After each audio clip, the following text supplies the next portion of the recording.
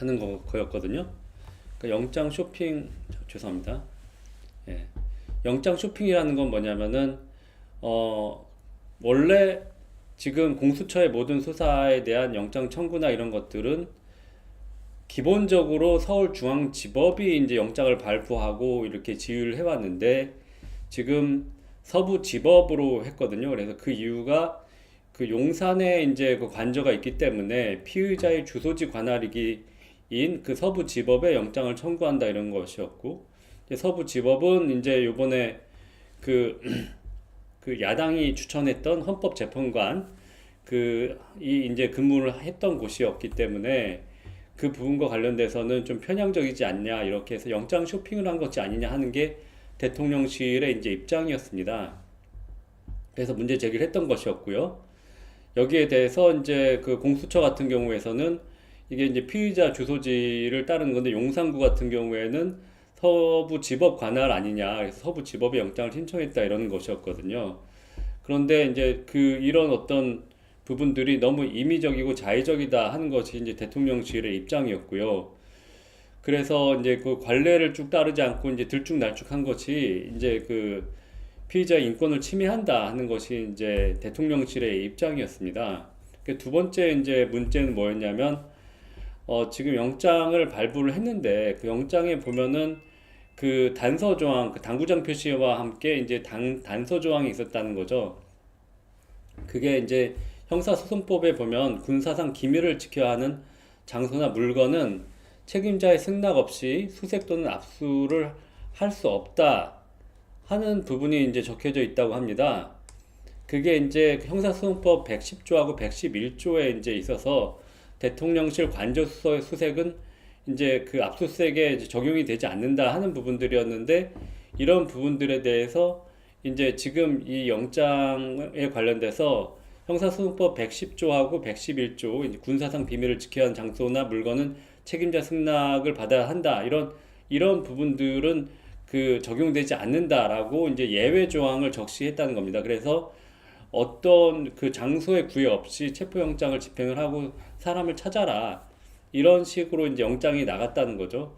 그래서 이런 부분들이 그 특별하게 법이 적용되는 부분 내에서 이제 영장이 발부가 돼야 되는데 영장을 발부하는 판사가 특정 법조항의 적용을 배제시킨 것은 삼권 분립 위반이 아니냐 하는 이제 그런 이제 문제 제기가 있었던 거죠.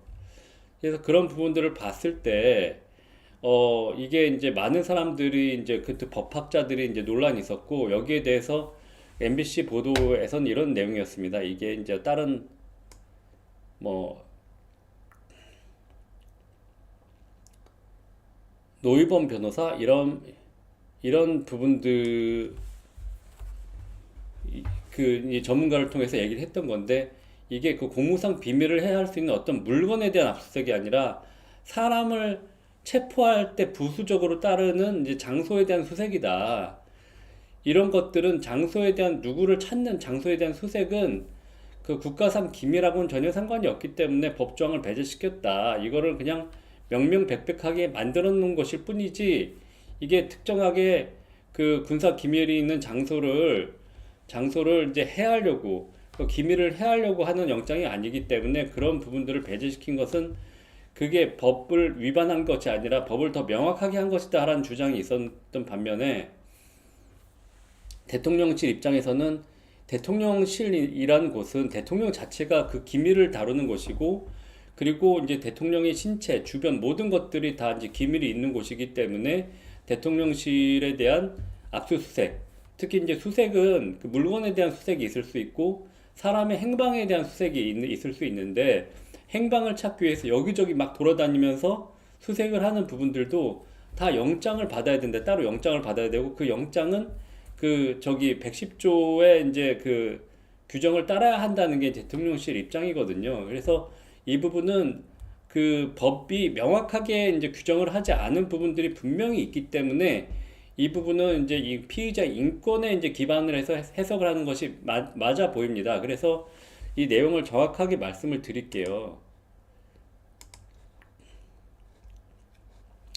형사소송법에는 어떻게 되어 있냐면은 110조의 군사상 비밀과 압수, 군사상 비밀을 요하는 장소는 그 책임자의 승낙 없이는 압수 또는 수색할 수 없다.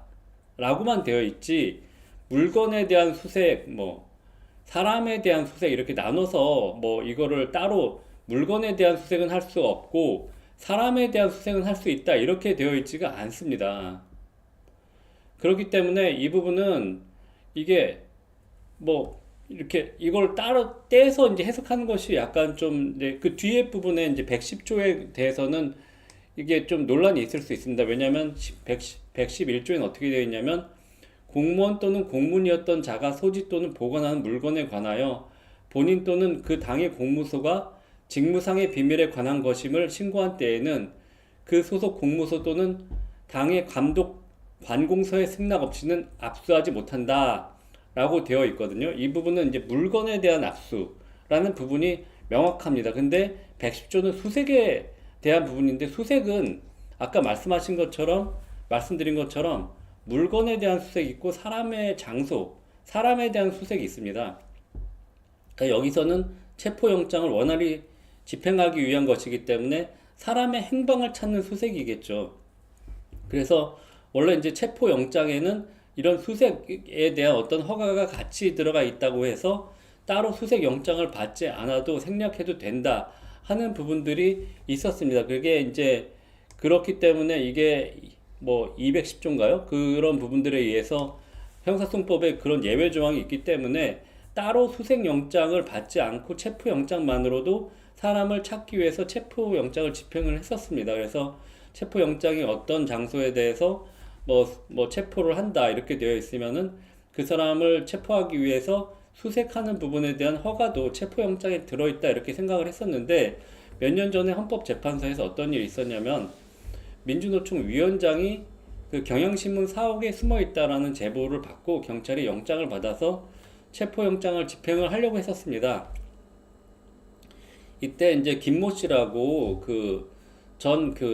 전교조 위원장 하는 분이 있었는데, 그분이 그 건물에 있다가 이제 같이 그 스크럼을 짜고 막다가 공무집행 방해로 기소가 됐습니다. 그래서 그 사람은 헌법 소원을 냈던 거죠. 왜냐면은 무슨 내용이었냐면, 이 사람들이 들어오면서 민노총 사무실 유리창도 깨고 들어와서 막 뒤졌다. 근데 그게 체포영장 집행을 위해서 한 거였는데, 그게 결국 경향신문 사업 전체가 이제 수색 대상이 되다 보니까 신문사도 결국은 수색을 당했다. 이게 영장주의에 의한 수색이라는 기본적인 헌법 원칙을 위배한 것이다. 이렇게 해서 이제 그 헌법재판소에 소를 제기했고, 헌법재판소에서는 이런 경우에는 사람을 찾기 위해서 체포를 한다 하더라도 수색영장을 따로 받아라. 사람의 행방을 찾기 위한 수색의 경우에도 수색영장을 따로 받아라. 그래서 이번에 이제 윤석열 대통령의 경우에도 그 체포영장과 함께 수색영장이 같이 나왔던 겁니다. 그래서 압수수색 영장이 따로 나오고 체포영장도 따로 나왔던 거죠. 이 두 가지를 다 같이 하라는 거였는데, 그럼 수색이라는 것은 아까 말한 것처럼 그 물건을 수색할 수도 있고, 신체를 뒤지면서 무슨 증거를 찾기 위한 수색을 할 수도 있고, 사람의 행방을 찾기 위한 수색도 할 수가 있습니다. 근데 이 세 가지 모두 영장을 받아야 된다는 게 헌법이 요구하고 있는 영장주의라는 거거든요. 그런데 지금 110조에서는 군사상 비밀과 압수라는 부분에서 군사상 비밀을 요하는 장소는 그 책임자의 승낙 없이는 압수 또는 수색을 할 수 없다 이렇게 되어 있는데, 이 조항 자체가 특정하게 신체에 대한 수색, 혹은 사람의 행방에 대한 장소의 수색, 혹은 물건에 대한 수색 이렇게 따로 놓아서 이거는 되고 이건 안 되고 이렇게 되는 게 아니라 뭉뚱그려서 그 수색을 할 때 군사상 비밀을 요하는 장소에 대한 수색은 책임자의 승낙이 있어야 한다 이렇게 되어 있거든요. 그리고 전항의 책임자는 국가의 중대한 이익을 해야 하는 경우를 제외하고는 승낙을 거부하지 못한다 이렇게 되어 있거든요. 그렇기 때문에 여기서 대통령실장이 그 비서실장이 이 부분이 국가의 중대한 이익을 해야 한다고 판단을 한 경우에는 압수수색이나 이 부분에 대한 수색영장이 집행을 못한다는 거죠. 그렇기 때문에 찾으러 다닐 수가 없게 된다는 거죠. 그래서 이런 부분은 상당히 좀 보면은 우리나라 헌법 체계에 약간 좀 공백이 있을 수도 있고, 서로 간에 논란이 좀 치열할 수도 있고 이런 부분들인데 이 부분에 좀 이 빈 공간이 있다면 이걸 적극적으로 이제 해석을 할 때 결국은 인권 침해가 있을 소지가 분명히 있다. 그래서 법률가 사이에서도 이게 이제 왈가왈부가 있는 부분들이고 신문에서도 이 부분이 중대한 그 문제점이 있지 않느냐 하는 논란이 됐던 겁니다. 그래서 이런 부분들을 저희는 이제 이런 거거든. 피의자의 어떤 인권을 위주로 이렇게 영장이라는 것들이 이제 고려하면서 나오기 때문에 이렇게 당구장 표시를 하면서 이 법조항은 제외한다 하는 부분들은 모든 그 법조 출입 기자가 뭐 10년이 넘어서도 이런 부분들의 영장은 이런 영장은 본 적이 없다 하는 부분들이 많다는 이유가 이 상당히 이제 그 대통령실에 대한 압수수색이나 체포영장 집행도 좀 뭐 이렇게 흔히 있는 일은 아니지만 이제 특히 이제 군사시설에 대한 압수수색도 이렇게 흔히 있는 일은 아니지만 체포영장 집행도 아니지만 이 부분은 상당히 좀 사람들이 놀라워했다. 왜냐면은 이게 판사가 영장을 발부를 하면서 이런 것들을 적어 놓는 경우는 거의 없었기 때문에 그러면 이게 상당히 좀 이례적이라는 부분들도 그리고 이제 이 부분이 법의 공백인 부분이라서 왈가왈부하고 문제에 대해서 이런 이게 맞을 수도 있고 저런 게 맞을 수도 있는 상황 이 부분을 그냥 정확하게 전달하는 것이 MBC 보도의 어떤 중립성과 객관성이 아니냐 이런 말씀을 드리고 싶습니다. 그래서 이제 지금 저희가 이 부분이 있었고요. 또 하나는 이제 저기 내란 선전죄라는 게 있더라고요. 그래서 내란 선전죄 관련돼서도 이제 MBC는 이제 이런 식으로 해서 뭐 그 민주당이 고발을 할 거다라고 담담하게 이제 이 부분을 이제 연락을 했었는데 그 부분 관련돼서도 민주당이 이렇게 뭐 유튜버라든지 국민의힘 의원이라든지 이런 사람들을 이제 내란 선전죄나 선동죄로 이제 고발을 할 수가 있는지 그게 해당하는지 그게 표현의 자유를 침해하는 것은 아닌지 이런 부분들을 다각적으로 심도 있게 취재를 해서 진짜 뭐 내란 선전이나 내란 선동을 했다 하는 부분들이 많았을 때는 거기에 대해서 이제 뭐 비판을 하면 좋은데 이게 사실은 이제 이게 대통령이라는 것은 저희가 뽑은 대통령인데 지금 대통령이 잘못을 했다고 뭐 비난 여론이 많지 않습니까? 이제 비상계엄 요건을 갖추지 못했다.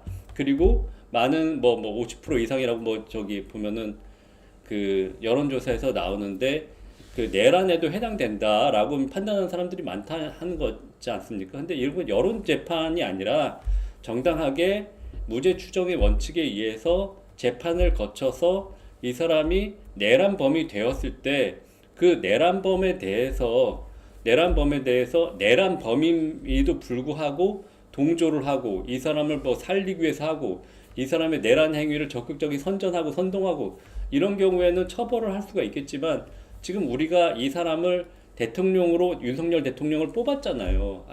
50% 이상의 국민이 이 사람을 뽑았잖아요. 근데 아직은 이 사람이 대통령이고 대통령으로서 파면당하지가 않았습니다. 그리고 내란죄도 아직 유죄 선고가 나지 않은 상황이기 때문에 내가 이 사람이 적법 절차를 밟아야 되고 정확한 증거에 의해서 이제 수사나 이런 부분들에 있어서 권리를 가져야 된다. 이 사람을 당장 도망가지 않으니까 체포할 필요는 없지 않느냐 이렇게 얘기를 한다고 해서 그렇게 얘기를 주장을 하는 국민이 다 내란 선전죄로 처벌을 받아야 되느냐 이런 부분들은 매우 좀 위험한 것 같아요. 왜냐하면 표현의 자유를 너무 위축하는 이틀막이 될 수가 있기 때문이죠.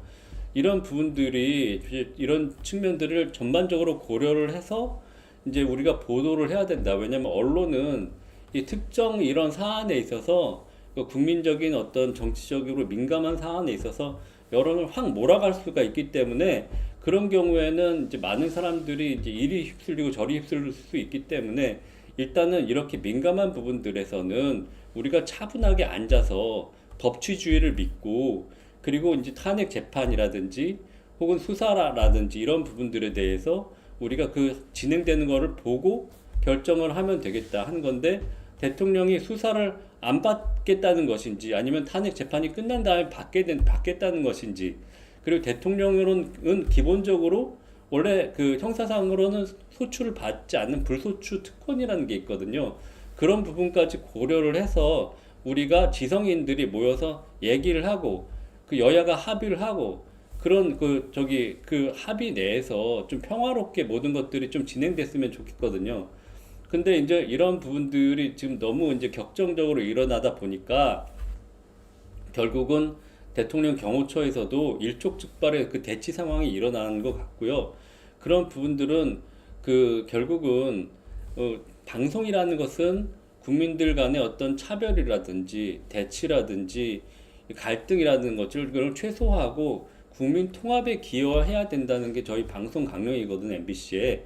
거기에 맞춰서 그런 정신에 입각을 해서 대통령이 잘못을 했어요. 그러면은 그 부분에 대해서 이런 탄핵 소추가 됐고, 그럼 탄핵 소추 결과에 의해서 재판이 이루어지고 대통령의 변도 들어보고 그리고 증거나 재판에 의해서 모든 형이나 이런 부분들이 정해져 갖고 나름대로 이렇게 되는 부분들이 좋을 것 같아요. 왜냐 근데 만약에 대통령이 뭐 이런 재판이나 탄핵 소추하기도 전에 내란 범이다라고 확정이 되게 되면은 그러면은 많은 사람들이 이게 내가 뽑은 대통령이 이런 증거나 객관적인 자료에 의해서 이렇게 잘못을 했구나 해갖고 스스로 국민들이 아쉽게 생각하고 그걸 받아들이고 그리고 이 사람에 대한 어떤 공분을 자아내고 이런 부분들을 하는 과정이 없이 내가 좋아하는 대통령, 내가 뽑았던 대통령이 일시에 내란범이 되어 버리기 때문에 이거는 엄청난 국민적 갈등이 될 수 있거든요.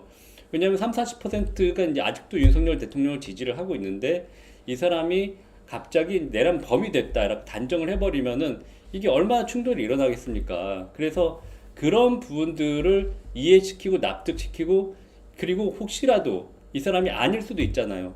이런 부분들을 법이 정한 절차에 따라서 탄핵소추 파면을 시키고 파면된 이후에 이제 그 범죄 소추에 의해서 수사를 하고 그렇게 하는 부분들이거든요.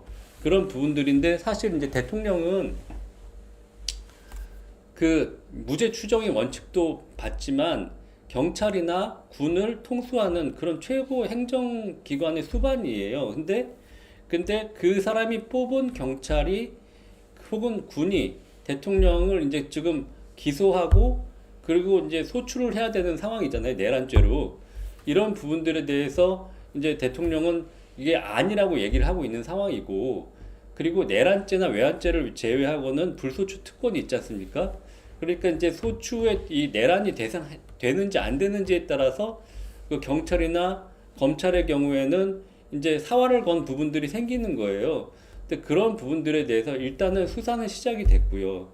그런데 이 사람이 체포돼 갖고 조사를 받아야 되는 수준인지 이 부분에 대해서는 국민들이 판단을 할 때 이건 너무했다. 국민의 내가 원하는 대통령이 저런 처우를 받아야 되느냐에 대한 어떤 감정이 있어서 이게 서로 간에 온도의 차이가 있을 수 있을 것 같아요. 이제 대통령을 뽑았던 사람들하고 뽑지 않았던 사람들의 입장에서는 그 사람이 그렇게 대통령 예우가 사라지고 체포가 돼서 끌려가는 모습을 보는 것 자체가 상당히 좀 모욕이라고 생각하는 사람들도 있을 거고, 아직 그 받아들일 준비가 되어 있지 않은 사람도 있을 거고, 솔직히 내란죄로 이제 나중에 이제 유죄 판결을 받을 수도 있을 것 같습니다.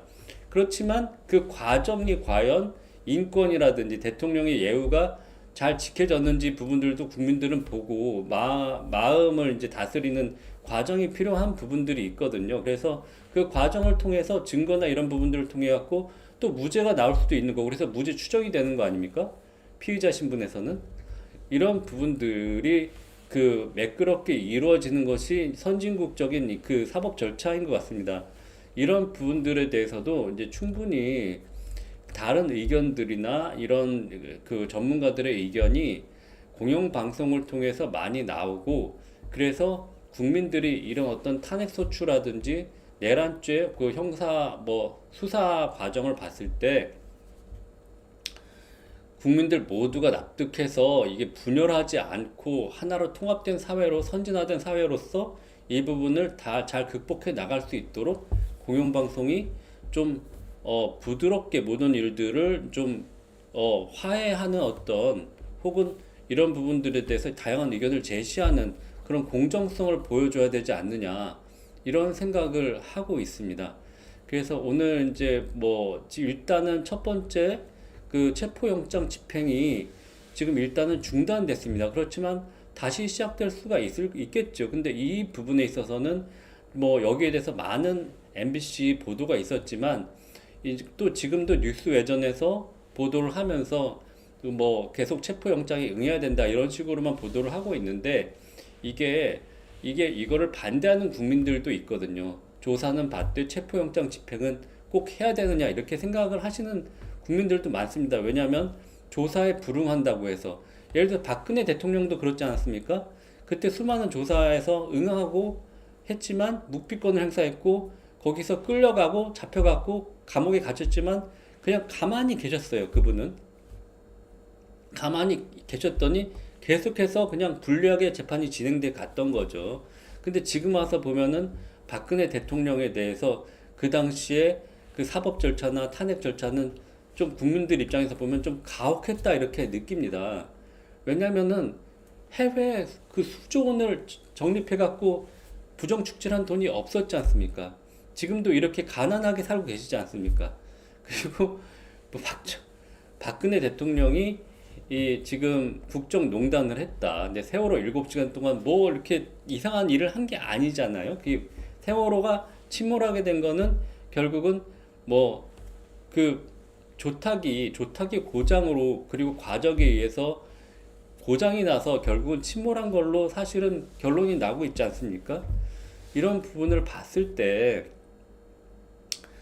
그 박근혜 대통령이 그 국정농단을 했다는 어떤 주요 정책이 그 최순실 씨에 의해서 결정이 되고 국무회의를 최순실 씨가 결정을 해서 그거에 따라서 우리나라 정책이 잘못됐고 그래서 거기에서 큰 타격을 주었고 국민의 민의가 왜곡이 되고 이런 부분들이 드레스덴 연설문 외에는 나온 게 없지 않습니까?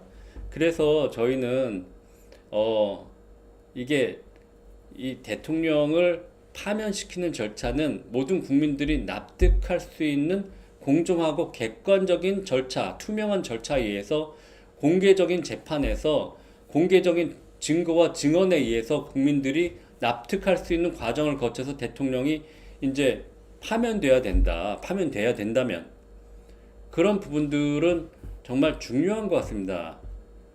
왜냐하면 민주주의에 있어서 대통령이란 건 사실상 우리가 그 대의민주주의를 실행하기 위해서 비상대권을 위임한 사람이거든요. 그렇기 때문에 많은 것들을 우리가 위탁한 사람이에요. 우리의 권리를. 근데 그렇기 때문에 그 권리가 한순간에 짓밟혀지고 땅에 떨어지게 되면 많은 사람들의 꿈과 희망도 많이 이제 상실되게 되는 거죠. 아, 저 사람이 저런 사람이었어? 하면서 그러려면 그만큼 납득할 만한 그런 과정이 필요하고 시간이 필요합니다. 그런데 누군가가 이게 10년 동안 20년 동안 보지도 못한 체포영장에 의해서 그런 부분들을 실행한다? 이런 부분들은 좀 무리가 있지 않나요? 그런 부분들을 좀 고려를 해서 좀 이런 체포영장 이런 이슈들에 대해서 공정 보도가 MBC에서 있었으면 하는 마음입니다. 예, 오늘 방송 여기서 마치겠습니다. 감사합니다.